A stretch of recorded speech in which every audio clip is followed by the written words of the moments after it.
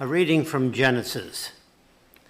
The Lord appeared to Abraham by the oaks of Mamre as he sat at the entrance of his tent in the heat of the day. He looked up and saw 3 men standing near him. When he saw them, he ran from the tent entrance to meet them and bowed down to the ground. He said, "My Lord, if I find favor with you, do not pass by your servant. Let a little water be brought and wash your feet, and rest yourselves under the tree. Let me bring a little bread, that you may refresh yourselves, and after that you may pass on, since you have come to your servant." So they said, "Do as you have said." And Abraham hastened into the tent to Sarah and said, "Make ready quick 3 measures of choice flour, knead it, and make cakes." Abraham ran to the herd and took a calf, tender and good, and gave it to the servant, who hastened to prepare it. Then he took curds and milk and the calf that he had prepared and set it before them, and he stood by them under the tree while they ate. They said to him, "Where is your wife Sarah?" And he said, "There, in the tent." Then one said, "I will surely return to you in due season, and your wife Sarah shall have a son." And Sarah was listening at the tent entrance behind him. Now Abraham and Sarah were old, advanced in age, and it had ceased to be with Sarah after the manner of women. So Sarah laughed to herself, saying, "After I have grown old, and my husband is old, shall I be fruitful?" The Lord said to Abraham, "Why did Sarah laugh and say, 'Shall I indeed bear a child now that I am old?' Is anything too wonderful for the Lord? At the same time, I will return to you in due season, and Sarah shall have a son." But Sarah denied, saying, "I did not laugh," for she was afraid. And he said, "Yes, you did laugh." The Lord dealt with Sarah as he had said, and the Lord did for Sarah as he had promised. Sarah conceived and bore Abraham a son in his old age, at the time of which God had spoken to him. Abraham gave the name Isaac to his son, whom Sarah bore him. And Abraham circumcised his son Isaac when he was 8 days old, as God had commanded him. Abraham was 100 years old when his son Isaac was born to him. Now Sarah said, "God has brought laughter for me. Everyone who hears will laugh with me." And she said, "Who would ever have said to Abraham that Sarah would nurse children? Yet I have borne him a son in his old age." The word of the Lord. Thanks be to God. I love the last few lines of that hymn. "Make your church a servant church that walks the servant ways." A good reminder that we are sent to walk just as the disciples were sent to walk out to those who needed to hear the good news. In the ancient world, those who went out, those who were sent, walked a difficult life through the desert and the wilderness. In case you haven't been out in the sand in a long time, life in the desert is dry, it's tiring, and it's often lonely. Your feet get dirty as you walk. Food and water are scarce. You don't know when you will cross paths with the next person. Yet we know from history that there were vast networks of trade and transportation connecting the important cities throughout the desert that we read about in Scripture. And along these routes, there were cultural rules for hospitality, for how to welcome somebody in.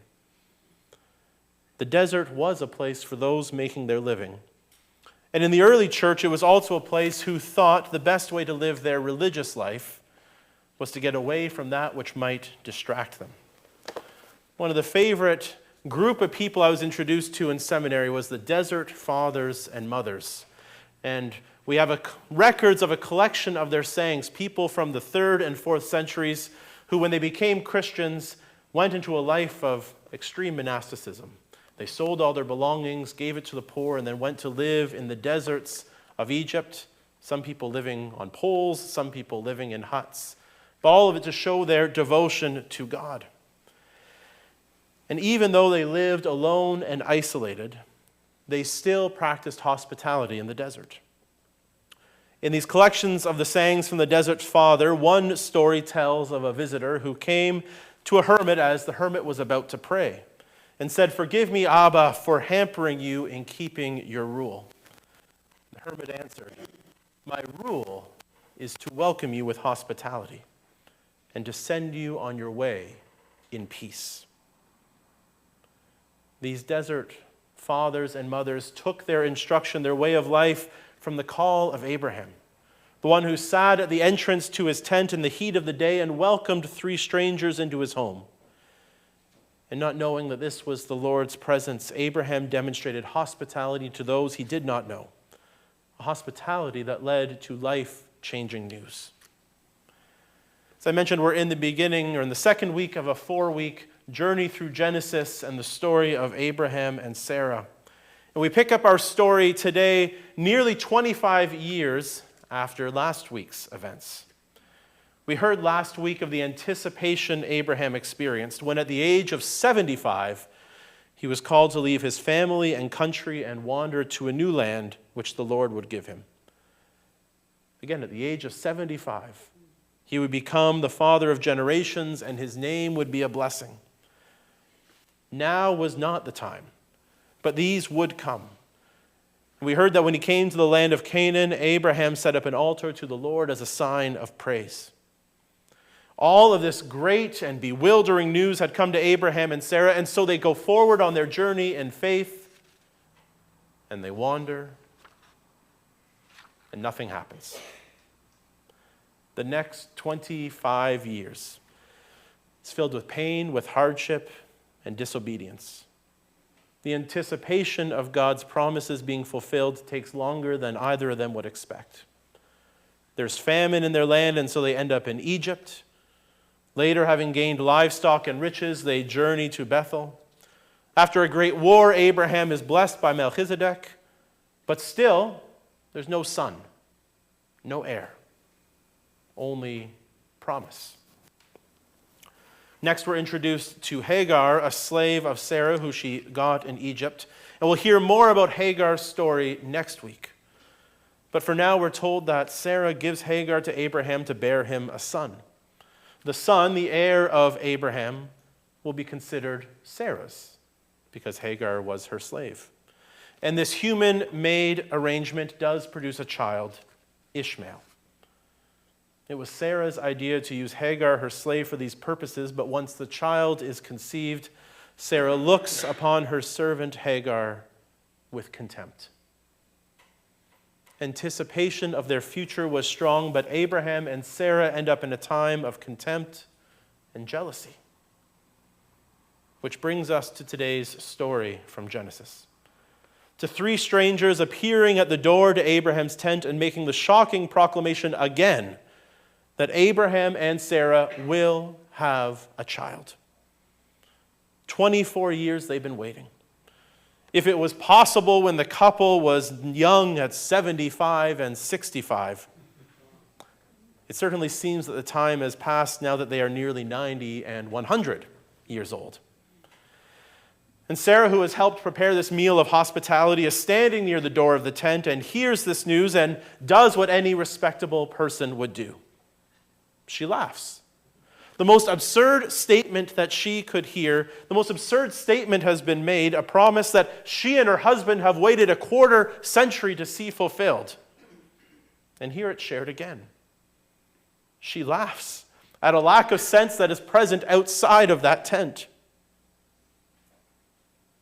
But I wonder about the heartbreak that was behind that laughter. Was she laughing at the ridiculousness of this man who wandered into their home, this man who clearly has no idea about how children are made? Or is she laughing as a way to hide all the pain that she carries? That the unfulfilled hope that she had held on to for decades is being poked yet again. Laughing to get past the realization that when she tried to fix the situation by using Hagar, she instead found insecurity. She laughs. But were there tears in her eyes when she laughed? how hard we work to hide our true feelings from each other. We deal with long-held pain by putting a smile on our face rather than opening up to others and seeking help. We hear comments that are racist or sexist, and we pass them off as jokes, laughing to cover the embarrassment we might feel. We hide much behind our laughter, including great tears and great fears. Women and couples asked when they might start expanding their family, but like Sarah and Abraham, unable to do so. We laugh to brush off the questions which hurt us. Sarah laughed. And when asked, "Did you laugh?" she says, "No." But the stranger says, "Yes, you did." And in that moment, we are reminded that God hears us. God hears our laughter, hears our pain, and hears that which hides behind the laughter. God knows us and our deepest desires, our needs, and our longings. Our story jumps ahead now today to chapter 21, where we hear that the Lord dealt with Sarah as he had said, and the Lord did for Sarah as he had promised. Sarah conceived and bore Abraham a son in his old age, at the time of which God had spoken to him. The child is born, reminding us that God's promises do not fail, even if we give up on them. God draws in those who are excluded and on the outside. Sarah, the barren woman, is the one whom God will use to make new life possible and bountiful. Even if it takes time, even if it goes against our very expectations, God will act. The child's name was Isaac, which appropriately means he laughed. His name is the very reminder of all that took place to bring about his life. The improbable has been made real. Abraham and Sarah laughed at what they could not imagine, and their child's name given by God is a reminder of this laughter. Not a laughter of tears, but a laughter of joy.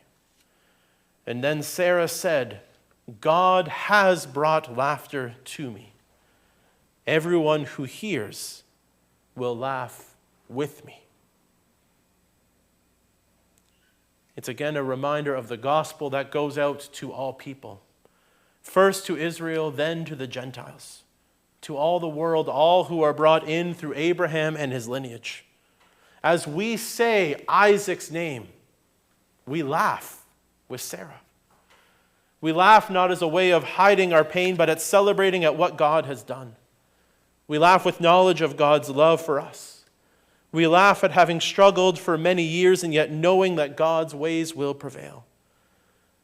And because of Christ's love for us, we laugh in the face of death.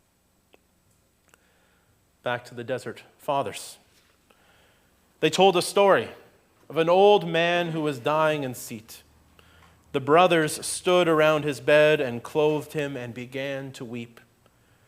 But he opened his eyes and began to laugh. It happened 3 times. So the brothers asked him, "Tell us, Abba, why do you laugh at our weeping?" And he told them, "I laughed the first time because you fear death. I laughed the second time because you are not ready for death. I laughed the third time because I am passing from labor to rest. And yet you weep." And so saying, he closed his eyes and died. Let us laugh, not to hide that which pains us, but to share in our greatest joy of what God has given to us through Christ. Let us laugh together with the hope we share that in our darkest times we will know that God is there, keeping that promise which has been given to us. Let us say Isaac's name with Sarah, the name which means laughter, and through which God's promises come to all nations and generations. Amen.